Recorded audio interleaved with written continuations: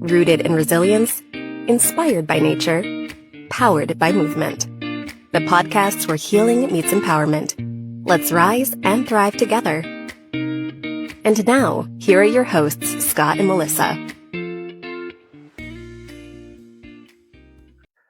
Hi, everybody. Welcome to Rise and Thrive, a podcast by Vital Edge Wellness Coaching. This is Melissa. I'm Scott. Welcome to this episode where we're going to talk a little bit about our recent retreat to Sedona that happened a few days ago. And we just returned. So I'll turn it over to Melissa so she can ground us in our practice, and then we'll come back and share what happens. Yeah. Melissa and Martin. Martin's down here. I'm cutting. All right. So your most comfortable seat or standing position, you get to choose whether you close your eyes or not. Martin's a cat, by the way. Yes, Martin's down here. Can't see it in the screen. So big sigh when you're ready. In through the nose, please. And then I want you just to let it out. As I mentioned, you can close your eyes or not. If you choose to keep them open, just kind of a soft gaze at whatever you're seeing. And let's just all take a moment for yourself here to arrive. And when I say arrive, I'm referring to the present moment. Feel your feet on the ground or your butt on your seat.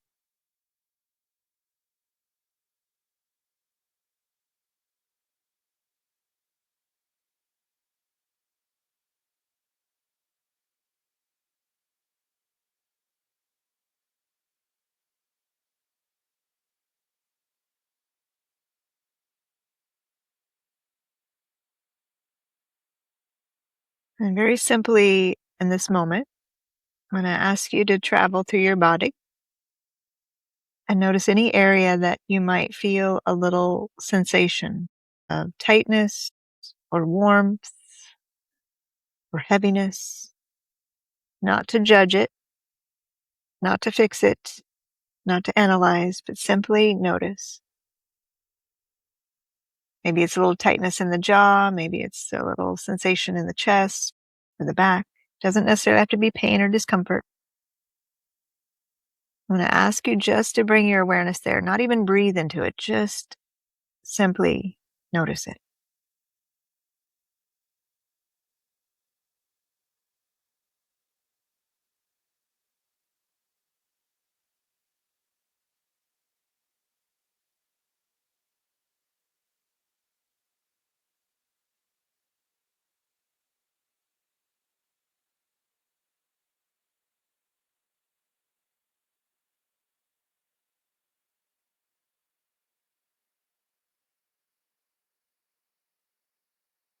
And with that simple act of just noticing many, many areas of wisdom in your body waiting to share with you. So you're not going in to fix it or shift it. You're simply acknowledging it. And again, that simplicity of just noticing it will offer that opening, that connection between you and your body. So with that, a nice big sigh once again, whatever that looks like for you.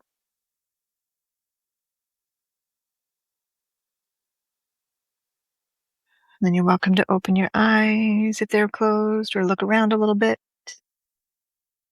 Or take a sip of coffee. Mm-hmm. So yeah, just a moment to deepen that connection of intuition, inner knowing, interoception. Thank you. That was nice. A deep moment. Here we go. So we're still coming off the retreat. Yeah, we were just talking. We've been back for 2 days. Today's the second day. Yes. And how it's all of a sudden over and we're back into the flow. And, and it's just so funny how time is so liquid and we were fully present there. And now it's like it didn't happen. We spent a year planning for this. We spent countless hours preparing. And then we had this goosebump, amazing event. And now we're back here. Yeah. It was interesting, a little time warp once we finished. It was like, wait a minute, did we just even do that? Yes. And that is that reminder that time, I'm just going to Einstein, time is an illusion. Mm-hmm. And even coming back, as you said, 2 days in, and it's kind of back into it.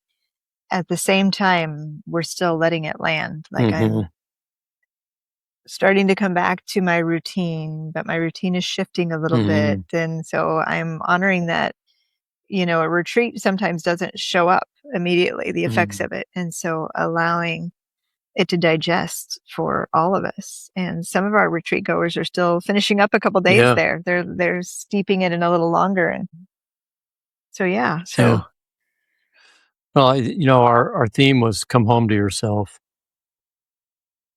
And I'll start with our location, Sedona. And we were at a place called the Briar Patch Inn, which oddly, a lot of the locals, you noticed, didn't know where that was when we'd mentioned it. Yeah, oh, where is that? It's interesting. I was surprised. And it's this little nugget of a place. You heard us talk about it in previous episodes if you're a devout follower of our podcast. And the temperature down there, they're having historic highs in temperature. And we were concerned about that because we booked it the last week of May because we wanted that last cool part before going to June. Turned out to be in the 90s and high 90s while we were there. But the Briar Patch Inn is full of trees, very mature, beautiful trees on a creek.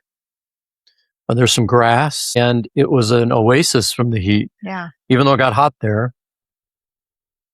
And we had cabins, and we had a main lodge, and we had a secondary lodge that people stayed in. We had a massive kitchen in the main lodge, kind of our gathering area where Melissa led us through a lot of morning yoga. We had Maddie doing functional movement. We had some talks in there, but that site was really great for that. It worked out very nicely for the size of group we had, which was a total of 12 people. And we decided, since the facility served breakfast every morning and coffee, that we would take on most of the meals ourselves. So I got to go back in time a little bit and break out my professional cooking skills. And we served healthy meals, which is a big goal of ours, is to really incorporate the body and what we're putting into our body into the wellness. And so we did some menu planning, and Melissa and Maddie made some sweet treat desserts that were a huge hit. And we just were all comfortable in this geographical space and really didn't have a reason to leave, even though we did. And we'll tell you more about that later. But it was a very comforting, kind of warm feeling, not just the weather. So what were your thoughts about our location? Well, I first thought, again, even amongst the group, I stated later in the group, but just even kind of a homecoming, it felt like this home and very comfort feeling that to receive that kind of connection of returning home, giving people a safe place, safe space to feel and to let down, because everybody knows it takes a couple days to kind of let the nervous system and the body. And so Scott and I have particular tools and skills to help people do that, to feel safe and supported as they're, again, nervous system and body's acclimating to a new space. And it was a very comforting space to do that in. It had very home-like qualities. And we did a little added touches with some quotes at the door and eucalyptus in the showers and that kind of thing. And little personalized things in each room to just have that sense of comfort that they belonged when they walked in, because their name was there on a journal and all that good stuff. So I think the little tiny touches, and, we had a positive nutritional pause moment, digestive quote that we had a little basket that prior to eating at the table together, we all passed around the basket and read a quote and then put the quote back in, and to ourselves silently. Yeah. And just had that be a moment of silence to prepare the body to receive this beautiful nourishment. And at first we thought, cooking the meals would take a lot, which it did. It was, like we discussed it afterwards. We're not going to do that every time. But I loved being in charge of knowing the food that we were going to have there and choosing quality, good food. And I looked at it now, reflecting back, it took your time, my time, Maddie's time all together.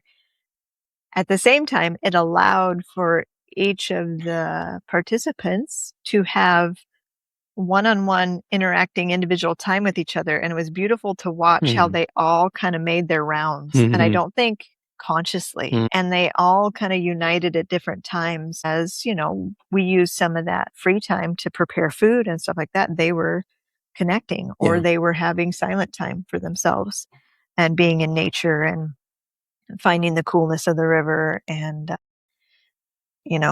stinky sheep. No, they're not stinky, but they're just, the sheep were, they have sheep poop. Rosie and Posy, shaved now that it's not October, but they'd come in and they have their little pen, and then during the day they'd be out in the big pen where they were chomping along, and so we'd visit them, and they're very peaceful too. Yeah, so the whole place just invited a sense of home.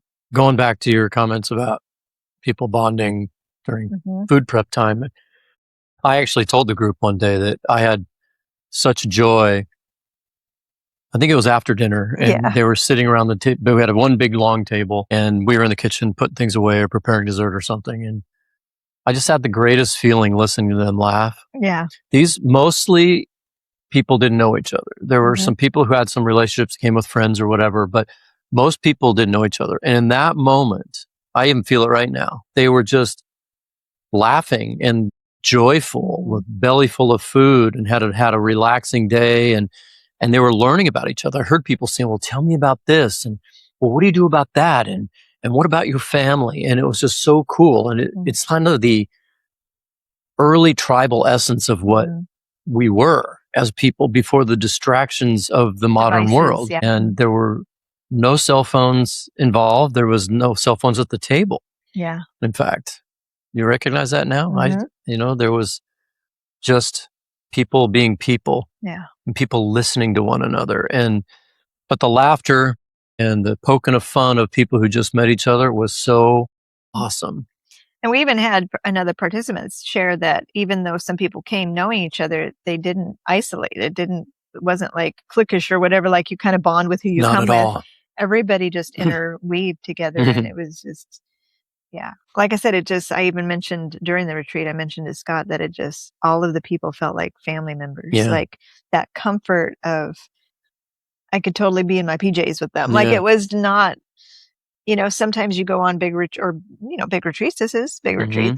And you don't ever engage with others, or you're kind of like staying in your room. Or you do in the group sessions, and then you retreat. You go do. Yeah. But this was just like everybody was with everybody, and everybody honored individual quiet time. We even had a nice, cute little additional room in the cabin that we noted as if anybody needed a break, they could go in and have a little self time in an air-conditioned place and quiet. And I don't think anybody utilized that. I think they just either were able to go out in nature and navigate the warmth during the day here and there. And then again, evenings felt amazing, and early mornings felt amazing. Yeah. We actually went. Well, I wanted to talk a little bit about the sit spot. Okay. Before we go to the sunrise. Since you talk about the mornings and the evenings, one of the things we encouraged people to do was to find a place on the property that was their sit spot every day, so that they could examine and be a part of and be a member of the fabric of that space. And it was hugely successful for the most part. Because of the heat, people didn't go out a lot in the afternoons, but I don't think anyway. But that was a practice we really asked people to participate in. And it was just magical to hear people talk about getting to know the land, and then getting to know themselves, getting to know the other sentient beings they share that space with, the birds, the insects, the fish. And it was a little different take on slowing down that we don't think about when we're home. Because when we talk about slowing down, we're talking about maybe doing a little less of something rather than just actually sitting and being observant of our surroundings. And that led us to being more observant when we did have a couple of excursions. Well, just understanding what present moment means. And so in our group time together, we would, do a little education pieces on that to help people connect with what are they doing in the sit spots and how to be present, or how to return when the brain drifts, to give them that kind of like, oh, my brain's so busy, I get quiet, and then I'm thinking about this or that. It's like returning to the moment. And so it's not doing something right or doing something wrong. It's being able to practice with others, being able to have a space where you've taken away some of those distractions of home and able to say, okay, thinking about home, but I'm going to, meaning work stuff or chore stuff. And I'm going to come right here because there's nothing I can do about it right now. So I'm going to be with myself. And yeah, it was just, we had a great example of that, actually. One of our participants got some bad news on the drive from Phoenix to Sedona. Pretty big life-changing stuff. And they just were grateful to be in a space. Actually had them say to me, I'm glad I'm not home right now, actually. I need to be here. And then the next day got another completely different set of bad news from a situation in their lives, and still was very thankful to be right there with these folks and the earth and her practice that she was coming to every day. And it was just something I'll never forget. Well, and so beautiful that all the other participants, right? We all circled her. And the frequency and energy of holding space. It didn't bring anybody down. It brought everybody together. Yes. And I watched this person laugh throughout the whole week. I know you, because we just noticed the freedom, joy and the light. Freedom, yeah. Beautiful. We did do a couple of excursions. We went out to a couple of vortex experiences. We went to the airport Mesa for sunrise. Got everybody up out the door. That 5 o'clock in the morning. Whoop. Everybody, it was optional. Well, and I want to share another, various, when you're thinking about attending a retreat with us on our next go round, many people, I can't do that, or I'm not able. And I really want to make a point to share in the podcast today is like prior to us, we got there a couple days early and we went to the locations we were going to go. And we just sat with them and we knew our participants and we knew some of their physical challenges. And at the same time, we know a lot of them are working on them. And so we went there, Maddie and I and you just kind of navigated the place and what were the best routes and how could we support them and make sure we can help them with the best possible experience.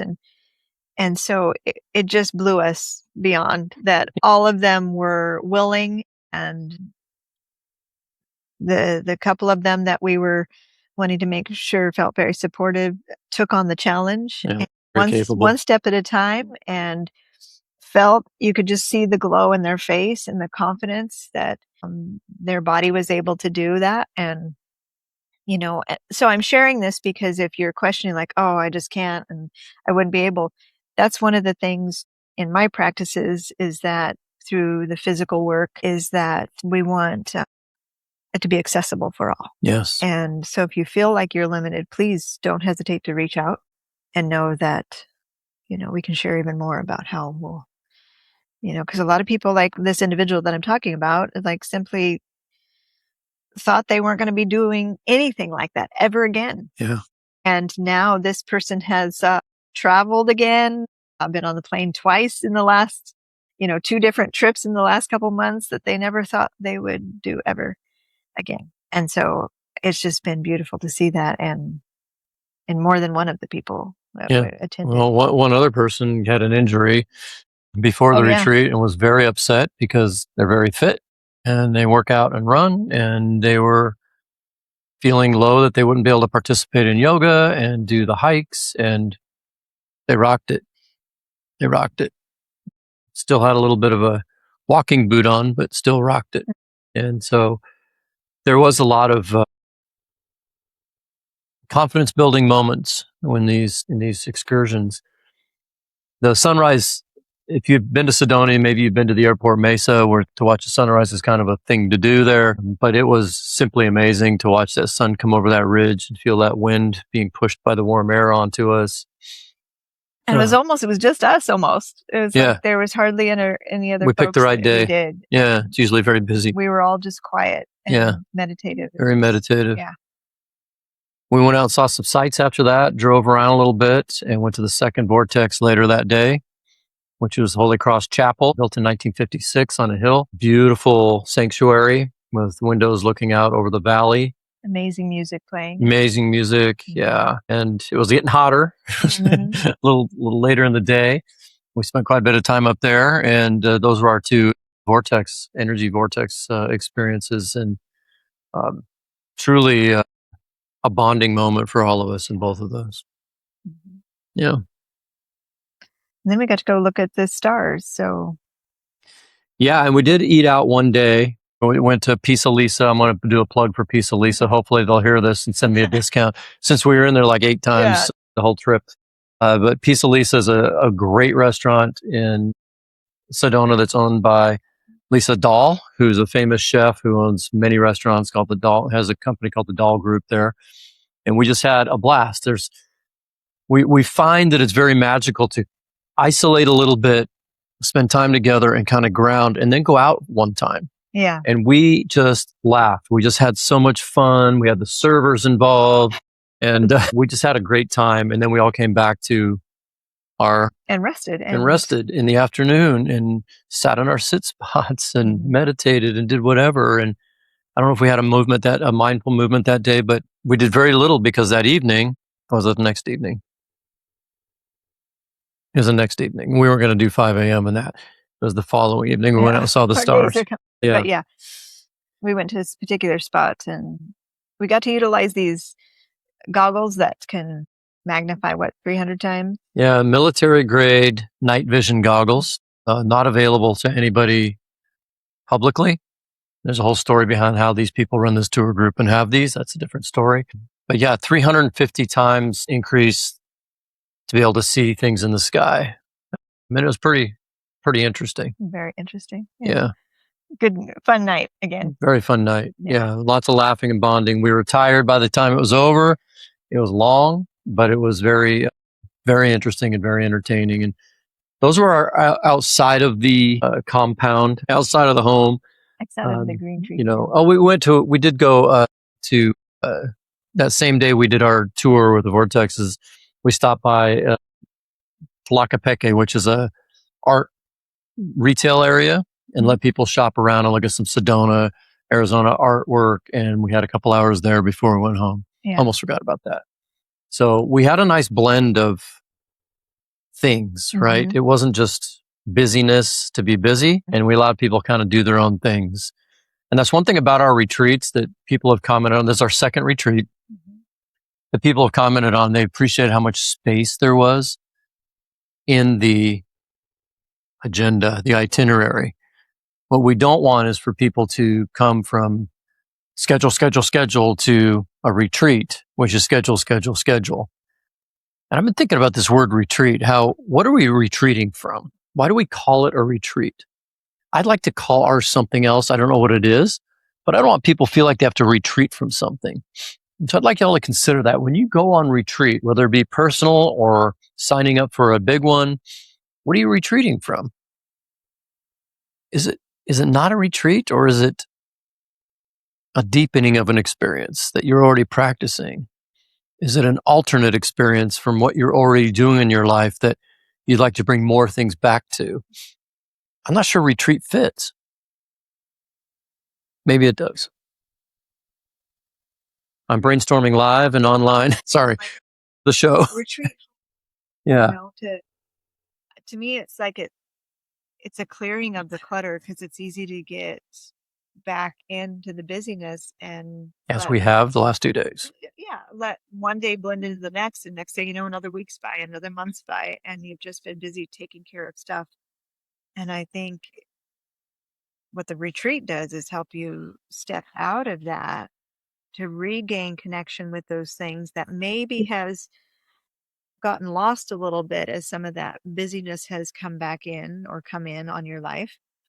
And so, just like I said, I'm letting myself have a couple days here of I'm regaining, I see where I want to nourish this part. I've already had some things working in a shift in my schedule. I'm going to continue that, because you get to experience more of what you want in your life.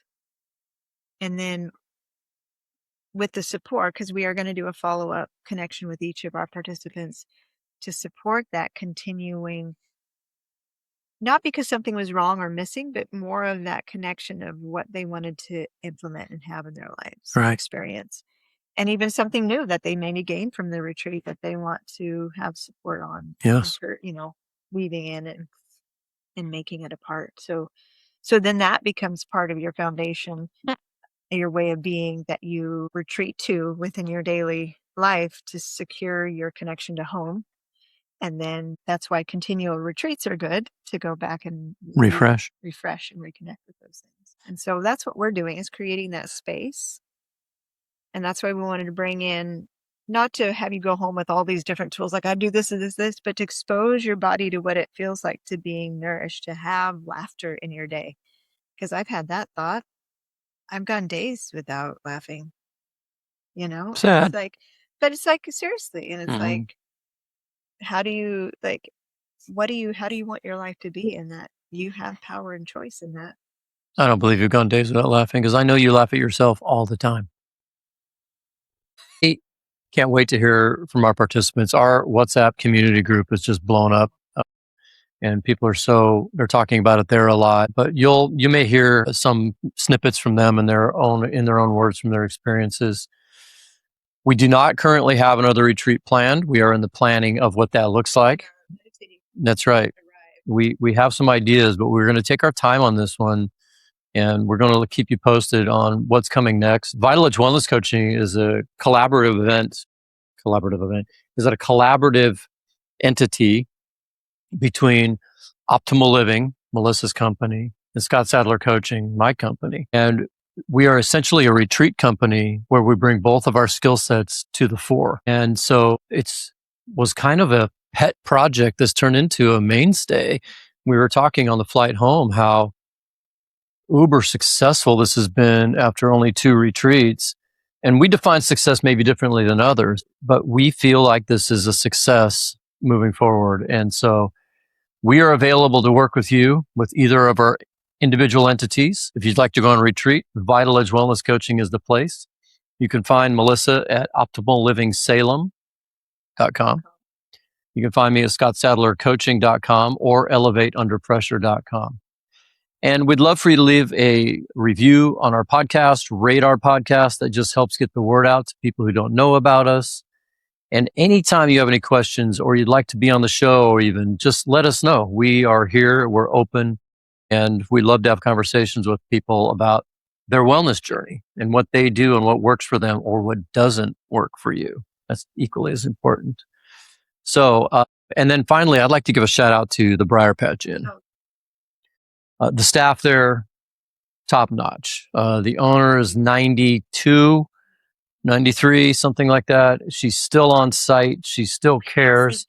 Yeah, you get to see her. I didn't get to meet her. It is an unbelievable location. And if you're going to Sedona, you want a cool spot, meaning temperature-wise too, check it out. And it's on the north side of Uptown Sedona, so the location is prime. And just a shout out to the staff there and everybody who took care of us with breakfast and cleaning our rooms.